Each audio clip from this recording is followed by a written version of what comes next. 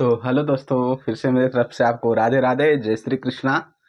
कैसे हैं आप लोग? उम्मीद है कि बहुत ही मस्त और स्वस्थ होंगे और अपना पढ़ाई में मन लगा रहे होंगे। तो मेरे दोस्त, आपको पता है कि हम आपको फिलहाल 12th का हिंदी और इंग्लिश की तैयारी करा रहे हैं, जिसमें प्रत्येक चैप्टरों को हम लाइन बाय लाइन समझाते हुए ऑब्जेक्टिव, सब्जेक्टिव और थ्योरी के साथ बताते जा रहे हैं। तो दोस्तों, हर बार की तरह इस बार भी कुछ नया करना है और आपके वजह से मेरा व्यूअर्स की संख्या भी 1K प्लस हो चुका है, आपकी कृपा से और आपका सपोर्ट से। इसके लिए आपको तहे दिल से बधाई और स्वागत। चलते हैं आज हर बार की तरह इस बार फिर नया चैप्टर लेकर। इस चैप्टर का नाम है मेरे दोस्त इंटर में 12th का हिंदी है। हम इसलिए आपको इस चैप्टर को दिल में बसाना है, इसीलिए हम इसमें दिल भी बना रखे हैं। ये हमारा 12th का हिंदी है और किताब का नाम है दिगंत। चैप्टर नंबर 12 है, यानी कि 12वां चैप्टर है। इस चैप्टर का नाम है हार जीत। इनका लेखक है अशोक वाजपेयी। तो मेरे दोस्त, आज हम इस चैप्टर को लेकर चलते हैं हार जीत को, जिसमें हम आपको बताते हैं हार जीत के बारे में। नाम बड़ा अजीब लग रहा होगा, हार जीत। इसमें फिक्स नहीं किया हुआ है हार या जीत। तो हम जानेंगे इसमें कि हार जीत दोनों एक साथ क्यों कहा गया, क्योंकि हम लोग जानते हैं हार मीन्स हार होता है, हम ये भी जानते हैं जीत मीन्स जीत होता है, लेकिन इसमें दोनों मिला दिया गया है, हार जीत। आखिर ऐसे शब्दों का प्रयोग रघुवीर शाह ने इस तरह के टाइटल का प्रयोग क्यों किए हैं? आइए समय ना बर्बाद करते हुए पहले चैप्टरों को पढ़ते हैं, फिर बाकी की बातें बाद में भी हो सकती हैं।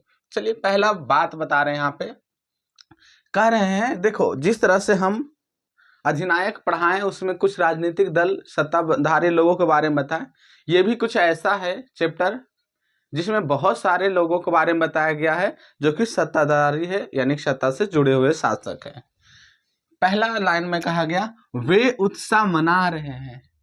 उत्साह मनाना मतलब खुशी मनाना, जश्न मनाना। वे मतलब फिक्स नहीं कौन है। नेक्स्ट है सारे शहर में रोशनी की जा रही है। रोशनी, जिसको आप लोग कहते हैं डेकोरेशन, आज के जमाने में लाइट लगाया जाना, ये सबको रोशनी कहता है। वे उत्साह मना रहे हैं और सारे शहर में रोशनी की जा रही है। यहाँ पर वे का मतलब हो गया जनता। वे मीन्स क्या हो गया? जनता। यहाँ याद रखिएगा, वे मीन्स किसको बोला गया है? जनता को बोला गया। और वही उत्साह मना रहे यानी खुशियां मना रहे हैं, और वही सारे शहर में रोशनी कर रहे हैं, यानी कि लाइट लगा रहे हैं, दीपक जला रहे हैं, जिस प्रकार से भी वो रोशनी करें। उन्हें बताया गया, क्यों मना रहे हैं भाई? क्योंकि उन्हें बताया गया है। क्या बताया गया है? कि उनकी सेना और रथ विजय प्राप्त कर लौट रहे हैं। क्योंकि उन्हें बताया गया है कि उनकी सेना, अब किनकी सेना फिक्स नहीं है, और रथ दोनों क्या करके लाया है? विजय प्राप्त करके लाया है, इसलिए वे उत्साह मना रहे हैं। लेकिन फिक्स नहीं है कि वे जनता जो उत्साह मना रहे हैं किसके लिए मना रहे हैं। नागरिकों में से ज्यादातर को पता नहीं है कि किस युद्ध में उनकी सेना और शासक गए थे। दीजिए, ये कैसा जश्न है, कैसा उत्सव है। ये उत्सव तो मना रहे हैं, लेकिन इन्हें खुद ही नहीं पता है कि आखिर किसके लिए, किन बातों पर मना रहे हैं। मेरे दोस्त, आज संसार में बहुत सारी ऐसी बातें हैं जो हमें खुद कन्फर्म नहीं होता है। बस हम यही सोचते हैं कि अगला आदमी ये कर रहा तो हम भी करना शुरू करें, लेकिन उसके आगे पीछे का हिस्ट्री हम लोग नहीं जानते हैं। इसलिए हमें कुछ भी कर उससे पहले हमें ये जानना चाहिए कि आखिर ये है क्या। आप किसी फेस्टिवल यानी पर्व त्योहार को ही ले लीजिए। हम फिल्मों को, जो फिल्मों में जो डायलॉग देखते हैं, फिल्मों में जो पर्व त्योहार देखते हैं, हम सेम टू सेम उसका कॉपी करके अपना घरों में भी करना शुरू कर देते हैं। लेकिन हम ये नहीं जानते कि इसके पीछे कारण क्या है, इसके पीछे रीजन क्या है। तो आइए आगे बता रहा है कि उनको पता ही नहीं कि युद्ध किसके साथ हुआ था, किनकी जीत, कौन कौन वहां गए थे, शासक गए थे, सेना कौन गए, कुछ भी नहीं इनको पता। युद्ध किस बात पर था यह भी नहीं पता कि युद्ध किसके साथ था और किस बात पर था। आम तौर पर क्या, अगर किसी से नॉर्मल लड़ाई भी होती है तो पता होता है कि कौन किसके साथ लड़ रहा है और किस लिए लड़ रहा है। लेकिन यहाँ इतना बड़ा युद्ध होने वाला है और किसी को कानो कान खबर नहीं है कि युद्ध कौन कर रहा है, किसके साथ हो रहा है और किस बात पर युद्ध हो रहा है। नेक्स्ट चलते हैं। उन्हें यह भी पता नहीं है कि शत्रु, शत्रु मतलब होता है दुश्मन, याद रखिएगा। शत्रु मीन्स क्या होता है? दुश्मन। कौन था? उन्हें तो इतना भी नहीं पता है कि आखिर जिस युद्ध की बात हो रही है उसमें शत्रु यानी कि दुश्मन कौन था। यानी कि हम जिसके साथ युद्ध कर रहे हैं तो हमें तो पता है कि हम युद्ध कर रहे हैं, लेकिन हम किसके साथ कर रहे हैं ये भी नहीं पता है। ऐसा तो नहीं होता। पर वे विजय पर मनाने की तैयारी में व्यस्त थे। उन्हें कुछ भी नहीं पता है कि मैटर असल क्या है, लेकिन फिर भी वो केवल विजय पर्व, विजय पर्व उसको कहते हैं जब हम किसी चीज में जीत हासिल करते हैं उसके बाद जो खुशियां मनाते हैं उसे हम विजय पर्व कहते हैं। तो उन्हें ये भी नहीं पता है कि कौन सेना है, कौन शासक है, किसके साथ युद्ध है, कौन हारा है, कौन जीता है, बात क्या है, युद्ध का कारण क्या है, कुछ भी नहीं पता है। केवल वो जीत का जश्न मना रहे यानी कि विजय पर मना रहे और उसी की तैयारी में एकदम पूरा व्यस्त है। नेक्स्ट है, उन्हें सिर्फ इतना पता है कि उनकी विजय हुई। जनता को तो ज्यादा कुछ पता नहीं है, क्योंकि उनको जितना बताया गया उतना जान रहे कि उनकी विजय हुई। उनकी मतलब किनकी ये भी नहीं बताया गया है। उनसे आशय क्या है यह भी स्पष्ट नहीं है। किनकी विजय हुई, सेना की या शासक की या नागरिकों की, अभी तक कंफर्म ही नहीं हुआ कि आखिर विजय किसकी हुई है। सेना की विजय हुई है, नागरिक की विजय हुई है, शासक की विजय हुई। विजय मतलब जीत हुई है, किसी को कुछ भी नहीं पता है। इसलिए कहा जाता है कि बिना सोचे समझे या बिना देखे हमें किसी को बातों पर विश्वास करके हमें उस चीज़ों को चालू नहीं करना चाहिए जब तक हम उसकी सच्चाई को नहीं जानते। इन्हें किसी ने बता दिया है कि विजय पर मनाओ, क्योंकि उनकी सेना जीत गई, शासक जीत गई और ये विजय पर मनाना शुरू कर दिए। लेकिन बेचारे को ये भी ज्ञान नहीं है कि हम किस लिए मना रहे हैं। नेक्स्ट चलते हैं, आगे बताया गया है किसी के पास यह पूछने की अवकाश, अवकाश मतलब होता है छुट्टी, अवकाश में क्या होता है मेरे दोस्त? छुट्टी नहीं है कि नागरिकों, छुट्टी नहीं है, नागरिकों को नहीं पता है कि कितने सैनिक गए थे और कितने विजय वापस आ रहे हैं। खेत रहने वालों की सूची अप्रकाशित है। थोड़ा याद रखिएगा मेरे दोस्त, यहाँ एक मुहावरा बनता है जो कि हम नीचे में लिख रखें, खेत रहना। खेत रहना मीन्स होता है शहीद होना या युद्ध में मारा जाना। ये भी इंपॉर्टेंट हो सकता है कि आपको कभी काल एग्जाम में पूछा जाता है खेत रखना मुहावरे का क्या अर्थ होता है। तो खेत रहना मुहावरे का अर्थ होता है शहीद होना। जैसे बॉर्डर पर जो आर्मी लोग, शायद जो भी सेना हमारे होते, अगर उनकी देहांत हो जाती तो उसको हम देहांत नहीं कहते, हम उसको शहीद कहते। या कोई लोग युद्ध में अगर मारे जाते हैं तो उन्हें भी हम शहीद ही मानते हैं। जैसे खेत रहना का यही अर्थ हुआ। तो यहाँ कार्य है कि खेत रहने वालों की सूची अप्रकाशित, सूची मतलब लिस्ट। अगर किसी युद्ध में कोई गया होगा तो हमें ये पता तो जरूर होगा कि कितने लोग गए होंगे और कितने लोग वापस आ रहे हैं। मानते अगर 10 व्यक्ति गए होंगे और वहां से मात्र 7 ही वापस आ रहे हैं तो हमें पता होना चाहिए कि 3 कहाँ गए। या हो सकता है कि वो जो 3 व्यक्ति हैं वो युद्ध में मारे गए होंगे या शहीद हो गए होंगे। लेकिन ये भी पता नहीं है, नागरिकों के पास कोई ऐसा लिस्ट भी नहीं है जिसमें वो जान सके कि कितने लोग जीवित वापस आए हैं और कितने लोग मारे गए हैं। और किन्हीं के पास इतना छुट्टी भी नहीं है। देखिए, गलत काम करने के लिए लोगों के पास छुट्टी नहीं होता और उतना बिजी हो जाते हैं कि मत पूछिए। जबकि अगर सही काम करने की बात आती है तो उन्हें इतना छुट्टी रहता है, मत पूछिए।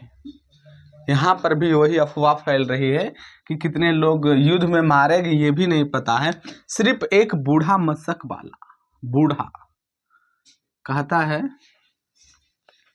कि आप नॉलेज उम्र से पहले हासिल कर सकते, ज्ञान उम्र से पहले हासिल कर सकते। लेकिन मेरे दोस्त, जो तजुर्बा होता है ना, आप उम्र से पहले नहीं हासिल कर पाएंगे। उम्र आने पर ही आपको तजुर्बा मिलेगा। इसलिए हमारे समाज में कहा जाता है कि अगर कुछ बड़ा करना होता है तो सबसे पहले हमें बूढ़े बुजुर्गों का भी कुछ सलाह लेना जरूरी है। आज के यंग जनरेशन जो है, युवा लोग जो है, कुछ काम करने से पहले उन्हें लगता है कि हम जो कर रहे हैं बहुत बेहतर है, ये बूढ़े बुजुर्ग लोग क्या जानेंगे। भैया, वो जो जानेंगे आप कभी नहीं जान पाएंगे, क्योंकि जो आप हम जिंदगी जी रहे हैं वो जी के बैठ गए हैं।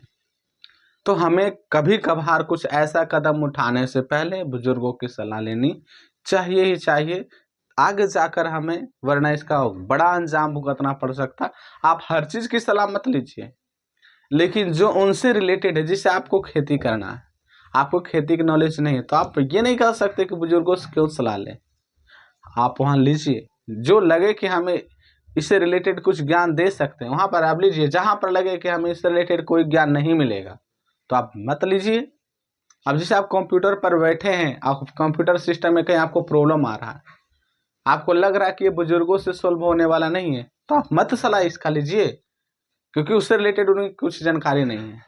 आप उससे ये सलाह लीजिए जिसको कंप्यूटर से रिलेटेड जानकारी है। मेरा कहने का अर्थ यही है कि आप बुजुर्गों से वो सलाह जरूर लीजिए जो लगे समाज के हित में हो, समाज के लिए हो। तो आते हैं एक बूढ़ा मशक वाला। मशक क्या होता है? देखिए, पहले जमाने, बहुत पहले जमाने, मशक जो है चमड़े की थैली से बनाया जाता था, जिससे आज पन्नी कहते हैं, उसी तरह से चमड़े की थैली से बनाया जाता था। और उसको बैग जैसा, जैसे बैग को लटका देते ना पीछे में, उसको पीछे में इस तरह से बांध लेते थे, और उसमें पानी भरा हुआ होता था, और वो पानी कहीं लेके जाने के काम आते थे, या कहीं पर, जैसे आप देख रहे होंगे आजकल सिंचाई में जब खेत करते हैं तो लोग पीछे में वो जो मशीन होते हैं उससे बांध लेते हैं, यहाँ पर चलाते हैं और ऐसे देते रहते हैं। तो आज टेक्नोलॉजी तो है, उसी तरह पहले मशक था। मशक समझ गए ना? ऑब्जेक्टिव में अगर पूछा जाए मशक का अर्थ क्या होता है, तो चमड़े की थैली। तो एक बूढ़ा बुजुर्ग है बेचारा, वो चमड़े की थैली ले रखा, उसमें पानी भर रखा, और वो सड़क पूरा सींच रहा है। मतलब आप देखते हैं ना कभी आपके क्षेत्र में, जैसे अभी फिलहाल छठ पूजा के समय चल रहा है, तो हम लोग का पूरा प्रयास रहता है कि हम सफाई ज़्यादा रखें, साफ सफाई पर ज़्यादा ध्यान देते हैं। इसके लिए कुछ लोगों को अपना अपना जिम्मेदारी दिया जाता है कि तुम्हारा जिम्मेदारी यही है कि तुम केवल पानी भरते रहो। कुछ लोगों को कहा जाता है तुम्हारा जिम्मेदारी यही है कि तुम केवल झाड़ू मारते रहो। कुछ लोगों को कहा जाता है तुम्हारा जिम्मेदारी यही है कि तुम केवल पानी छींटते रहो। कुछ लोगों को कहता है तुम्हारा जिम्मेदारी यही है कि इधर बच्चा आने से मना करो। सबका अपना अपना जिम्मेदारी दिया जाता है और अपने अपने जिम्मेदारी को निभाता है। तो उसी तरह से इस बूढ़ा मशक वाला, देखो जिससे कोई आइसक्रीम बेचता है तो आइसक्रीम वाला कहते हैं, तो उसी तरह इसके पास मशक है। मशक मतलब समझ गए होंगे, चमड़े की थैली। इसके पास मशक है, इसलिए इसको क्या कहा गया है? मशक वाला। एक मशक वाला बूढ़ा है जो सड़क को सींच रहा। ऑब्जेक्टिव में पूछा जाता है कि सड़क को कौन सींच रहा है, तो बूढ़ा मशक वाला सींच रहा है। कहा रहा है कि हम एक बार फिर हार गए हैं, गाजे बाजे के साथ जीत नहीं, हार लौट रही है।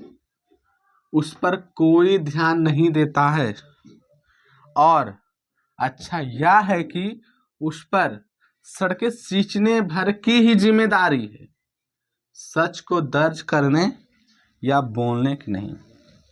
जब इतना बिजी इंसान को बूढ़ा देखता है, मशक वाला देखता है, वो सोचता है यार कितना अजीब इंसान है ये लोग, इसे सच्चाई तो कुछ पता है नहीं, केवल बिजी है, लाइट जला रहा है तो इधर कर रहा उधर कर, मतलब जितना तमाम सारी व्यवस्थाएं होती हो करने में बिजी है। लेकिन इसे कौन समझाए कि अगर तुमको लग रहा है कि हमारे शासक, आज देख रहे हैं ना कि हम जिनके पीछे एकदम बहुत बिजी रहते हैं, उनके नॉमिनेशन में चाहे उनके इलेक्शन में इतना बिजी हो जाते कि मत पूछिए, लेकिन सच्चाई हमें कुछ भी नहीं पता रहता है।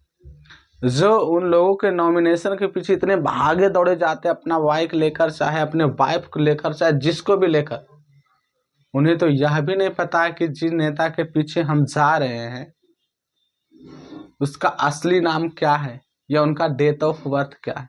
उनसे रिलेटेड उन्हें कोई खास जानकारी नहीं होती है। आज के ज़माने में कुछ नेता ऐसे भी होते हैं जो अपना असली नाम को छुपाए रखते हैं, तो उनको कुछ भी नहीं पता रहता, लेकिन फिर भी उसके भागे जा रहे हैं उसके पीछे। उनको ये भी नहीं पता रहता है कि हम जिन लोगों के पीछे इतना भागे जा रहे हैं, क्या वो मेरे पीछे इतना भागेगा या नहीं। और होता यही, उसके जीतने के बाद वो किसी के पीछे तो नहीं भागता। हम लोग लाइफ टाइम उसके पीछे भागे, 5 साल 10 साल जो भी, जब हम मुसीबत में पड़ते हैं तो मेरे पीछे वो नहीं भागता है। फिर बाद में हम इसकी पछतावा होती है। हालांकि उस समय भी कुछ लोग हमें समझाते हैं कि हमें ऐसा मत करो, लेकिन हम उसके बातों को मानते हैं करो। जैसे कि मान लीजिए बहुत लोग आपको अभी कह रहे होंगे कि जाओ और इनका यूट्यूब चैनल देखो, अमन एकेडमी नाम से है, गूगल नहीं, अमन एकेडमी नाम से है, आप यूट्यूब चैनल पर सर्च मारो। लेकिन नहीं, कुछ ओवर स्मार्ट जो लोग होंगे वो लोग ये सब तो बेकार है, फालतू है, इससे अच्छे अच्छे टीचर यूट्यूब पर है, हम इसके पास क्यों पढ़े, इनकी ना तो बोर्ड की अच्छा है ना तो वीडियो की क्वालिटी अच्छी है। लेकिन जब हर बार की तरह इस बार भी रिजल्ट आएगा, और आ ही रहा है, लगातार 5-10 सालों से मेरा अनुभव रहा है पढ़ाने का, और हर बार अच्छा परफॉर्मेंस देने का भी अनुभव रहा है। आप शायद यूट्यूब पर हैं इसलिए नहीं कोई खास जान रहे होंगे, लेकिन हमारे ऑफलाइन का जो क्लास है और हमारे क्षेत्र के जो लोग हैं काफ़ी खुश रहते हैं हमारे रिजल्ट से, अब तक काफ़ी खुश हैं। और आपकी दुआ से अब यूट्यूब पर भी मौका मिल रहा, इसलिए बहुत कम समय में अच्छा खासा प्रोग्रेस भी हो रहा है। मात्र सप्ताह से 10 दिन में आपने हमारा 1K पहुंचा दिया व्यूअर्स। ये कम मायने नहीं रखता है। हम ये सोचकर नहीं आए यूट्यूब पे कि हमें केवल प्रोग्रेस ही देखना, हम ये सोचकर आए हैं कि चलो हमारा नेम फेम जो भी हो वो आगे बढ़े और हम गली गली तक बच्चे के पास से शिक्षा पहुंचा सके। अगर आप केवल पढ़ना चाहते हैं, अच्छा कंटेंट चाहते हैं, ठीक से समझना चाहते हैं, तो आप हमारे चैनल से जुड़े रहिए और लोगों को बताइए। लेकिन आपको क्वालिटी चाहिए, अच्छे अच्छे बोर्ड की क्वालिटी चाहिए, बसबाजी क्लास में चाहिए, 2 घंटे का क्लास है उसमें 1 घंटा बस में बिताना है, तो फिर आप मेरे यूट्यूब चैनल से नहीं पढ़िए, क्योंकि हम ज़्यादा समय ना बर्बाद करते हुए आपको बताते हैं। और आपको आज नया जानकारी फिर से दे देते हैं कि विद्यार्थियों की चाहत इतनी बढ़ रही है, हालांकि विद्यार्थी तो हर सब्जेक्ट हमें पढ़ा रहे हैं, कह रहे हैं कि हमें पढ़ाइए ऑल सब्जेक्ट, पूरे सब्जेक्ट। लेकिन मेरे दोस्त, कहने से केवल नहीं होता है, हम उसी चैप्टर और उसी सब्जेक्ट को केवल पढ़ाते जिसमें हम माहिर हैं, जिसमें मेरा अच्छा खासा पकड़ है और जिसमें हम आपको पूरे डॉट को क्लियर कर सकते। इसलिए आपसे क्षमा चाहता हूं कि अगर आप चाहते हैं कि हम पूरे सब्जेक्ट आपको पढ़ाएं, तो ऐसा नहीं, हम केवल वही सब्जेक्ट आपको पढ़ा रहे हैं जिसका हम ज्ञाता है, जिसका डिग्री मेरे पास है। तो बस आप लोगों की कृपा से और बहुत सारे विद्यार्थियों का डिमांड आ रहा है कि सर आप केवल इंटर वाले को देखते हैं, 10 को तो पीछे ही छोड़ दिए। तो आप लोगों को जानकारी दे देते कि आपके जो भी भाई हैं, बहन हैं, दोस्त हैं, जो भी हैं, उन्हें यह खबर दे दीजिए जो 2026 में एग्जाम देने वाले हैं, उनके लिए हम छठ पूजा के जस्ट बाद 10 का भी हिंदी इंग्लिश का क्लास लेकर आ रहे हैं, और मस्त और ज़बरदस्त तरीका से। कुछ लोगों को लगता होगा कि 10 में तो हम इंग्लिश की क्या ही ज़रूरत है। मेरे दोस्त, अगर ज़रूरत आपको नहीं है तो आप नहीं पढ़िएगा, हिंदी की तो ज़रूरत रहेगा ना, हिंदी ही पढ़ लीजिएगा। और एग्ज़ाम में मात्र 2 से 2.5 महीना बचा है। अगर इस 2-2.5 महीने में आपने 10 महीना बहुत जगह टाइम दिया, अगर 2 महीना आप हमारे चैनल पर टाइम दे देते हैं, मैं जितना वीडियो आपको भेजता हूँ सारे वीडियो को आप देखते हैं और सभी को याद करते हैं, तो आपसे वादा करते हैं कि इस 2 महीने में आपको इतना अच्छा सुधार ला देंगे रिजल्ट में, जितना आपको 10 महीना में शायद कम ही ऐसा आया होगा। तो मेरे दोस्त, हम ज़्यादा लंबी लंबी बातें तो नहीं करते हैं आपसे कि हम जो पढ़ा रहे हैं 100 में 100 आएगा, 100 में 90 आएगा, 95 आएगा। लेकिन आप ट्रस्ट कीजिए, 10 साल से लगातार हम पढ़ा रहे हैं और अभी तक कोई साल ऐसा नहीं हो जहां विद्यार्थी हमारा मेरे सब्जेक्ट में असफल रहा हो। तो आप भी यकीन मानिए, अगर आप हमसे नए नए जुड़े हैं तो शायद आपको विश्वास नहीं होगा।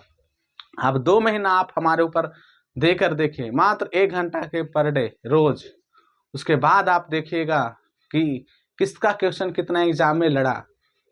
चलिए आगे चलते हैं मेरे दोस्त। तो आपको यहाँ तक बता रहे थे कि जो बूढ़ा मशक वाला है, जो सड़कों को सींच रहा है, पानी वगैरह छीट रहा है, उनको केवल बोला गया कि तुमको जो काम मिला है केवल वो करोगे और ज़्यादा तुमको करने की जरूरत नहीं है। तुमको झूठ सच ये सब बताने की जरूरत नहीं है। हालांकि इसको सच्चाई पता है। ये कह रहे हैं बूढ़ा मशक वाला कि जिसे तुम जीत समझ रहे हो कि गाजे बाजे एक साथ लौट रहे हैं।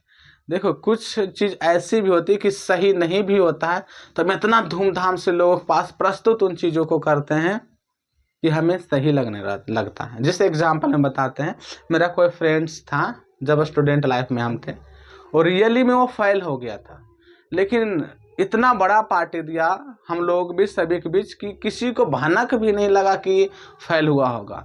जो जैसा मांगे व्यवस्था वैसा दे, जैसा पार्टी मांगे वैसा दे। लेकिन जब हमें डाउट हुआ कि ये इंसान कभी 1 रुपया खर्च नहीं करता था, आज इतना क्यों पार्टी दे रहा है, जब उसको हम रोल को ड्रॉ नंबर से उसका रिजल्ट चेक किए तो पता चला कि वो बेचारा फेल है। लेकिन इतना खास सा पार्टी दे दिया था कि लोग फेल वाले को ज़्यादा याद रख रहे थे और पास वाले को भूल ही गए थे। तो कुछ ऐसा झूठ भी ऐसा इतना साफ सफाई से बोला जाता कि लोग को जल्दी मतलब उस पर ऐसा नहीं लगता है कि हाँ ये झूठ है। तो आप हर बातों को विचार कीजिए और ध्यान से समझिए कि कौन कैसा कर रहा है, क्योंकि जो जैसा दिखता है वैसा होता ही नहीं। ऐसा नहीं कि कोई आपको बहुत अच्छे दिख रहे हैं तो अच्छे ही होंगे। तो यहाँ बूढ़ा मशक वाला यही ज्ञान दे रहा है, ये बूढ़ा हम लोग को भी यही ज्ञान दे रहा है कि सच्चाई को जाने बिना हमें जश्न मनाने की जरूरत नहीं है, खुशियां मनाने की जरूरत नहीं है। लेकिन कोई उस बूढ़े पर ध्यान नहीं दे रहा है। कभी कभार बहुत ऐसा होता है कि कहीं हमें कुछ प्रॉब्लम आती है और कोई जानकार लोग हमें बार बार बता रहे थे कि इसमें ऐसा होगा वैसा होगा, लेकिन हम उस पर ध्यान नहीं देते हैं। लेकिन जब ये घटना हम पर घट जाती है तो फिर हम उस बुजुर्ग को याद करते हैं कि नहीं, वो जो बताया था जो ही मेरे साथ हुआ। तो हमें कभी कुछ ऐसी भी सलाह होती है जहां हमें बच्चे अगर दे रहा है तो बच्चे से भी ले लेना चाहिए, बुजुर्ग दे रहे हैं तो बुजुर्ग से लेना चाहिए। हमें खुद को ज्ञात नहीं समझना चाहिए। एग्जाम्पल में बताएं ना कि एक जगह बहुत सारे अच्छे खासा डेकोरेशन शादी के टाइम में चल रहा था, पूरे में मतलब जो भी व्यवस्था हर तरह की कीमती से कीमती सामानें भी रखी थी। जब जनरेटर चालू करके लाइट दिया गया सभी में देखा तो कहीं भी लाइट आ ही नहीं रही है, कहीं भी नहीं।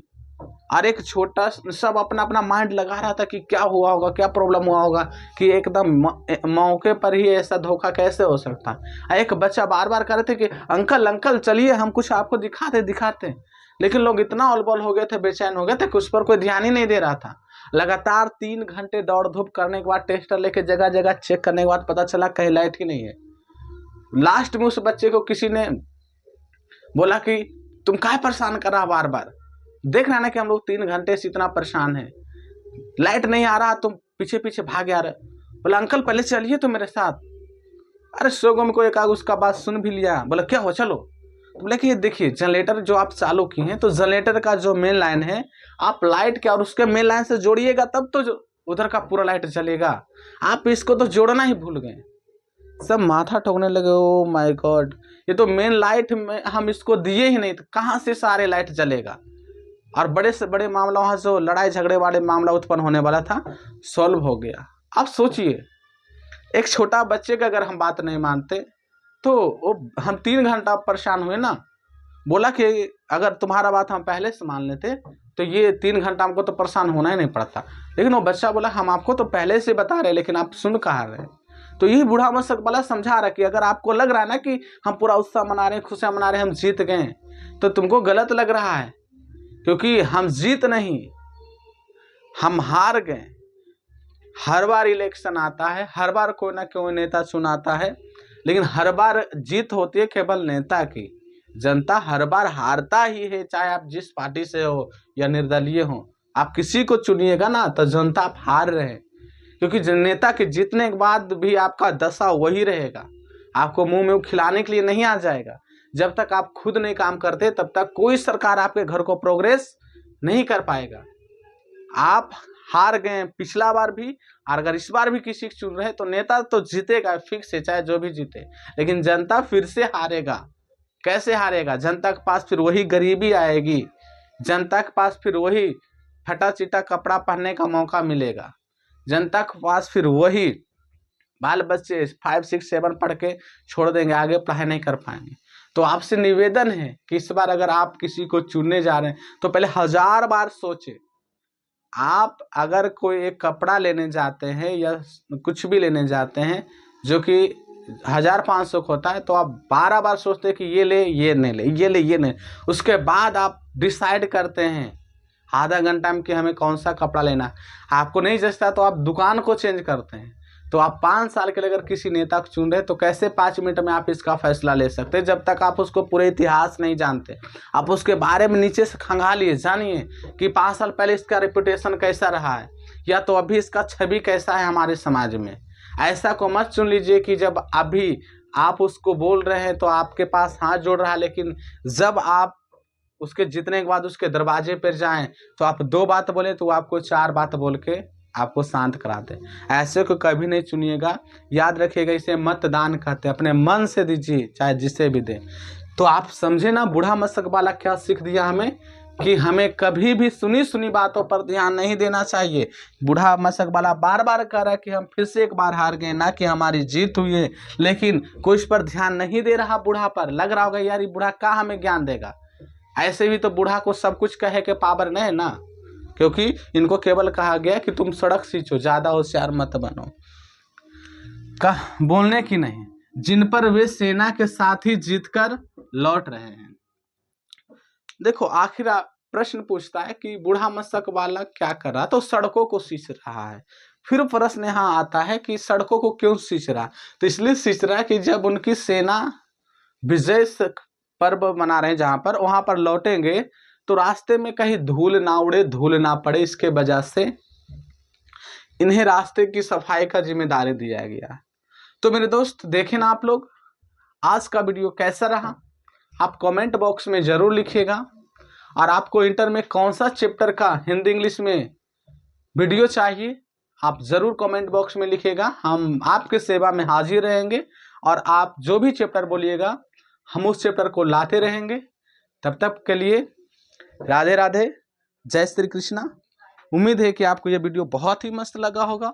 अगर आपको अच्छा लगा होगा तो इस वीडियो को आप लाइक सब्सक्राइब जरूर करें। Thank you, best of luck.